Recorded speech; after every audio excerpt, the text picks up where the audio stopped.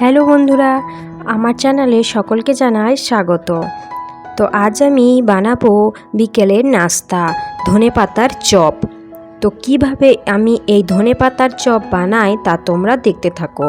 তো এটা কিন্তু ভাতের সাথে হোক বা বিকেলের নাস্তায় খেতে কিন্তু দুর্দান্ত লাগে। তো চলো আমি এই ধনেপাতার চপ কিভাবে বানাই তা তোমরা দেখতে থাকো।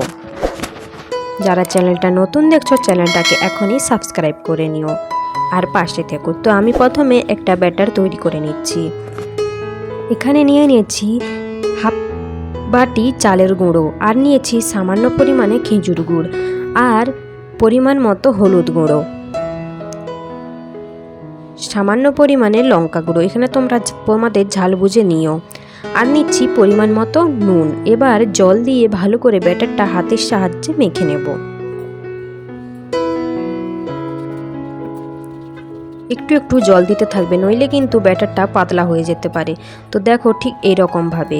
এবার আমি কিন্তু আগে থেকে তেল বসিয়ে রেখেছিলাম। তেলে ধনেপাতাগুলো ভালো করে পরিষ্কার করে ধুয়ে রেখেছিলাম, ব্যাটারের সাথে মিশিয়ে তুলে দিয়েছি। কিন্তু এখানে আমার একটা ভুল হয়ে গিয়েছে, তোমরা এই ভুলটা আর করো না। আমি এখানে যেই পাত্রে আমি কোনোদিন রান্না করিনি সেই পাত্রে দিয়ে দিয়েছিলাম, সেই জন্য ব্যাটারটা সব লেগে গিয়েছিল। তো তোমরা যেই পাত্রে রোজকার রান্না করো সেই পাত্রেই কিন্তু দিও। তো দেখো আমি সেই পাত্রে দ্বিতীয়বার তুলে দিচ্ছি।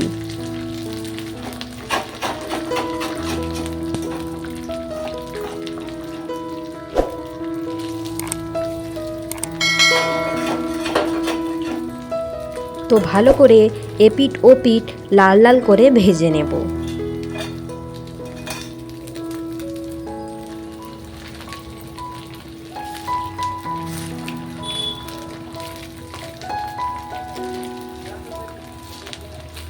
দেখো প্রথমটা কিন্তু একটু অসুবিধা হবে উল্টানোর জন্য, তারপরে বেশ ভালো করে ভাজা হয়ে গেলে কিন্তু খুব সুন্দর উল্টানো যাবে।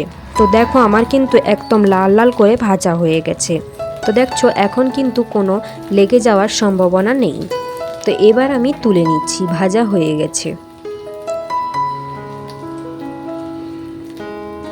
ঠিক এইভাবেই আমি আরও দুটো ভেজে নেব।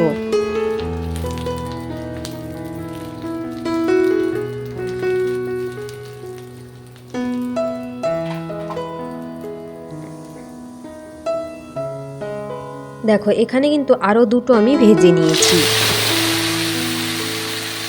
ধনেপাতাগুলোকে ধুয়ে ডাইরেক্ট ব্যাটারে দিয়ে দিয়েছিলাম।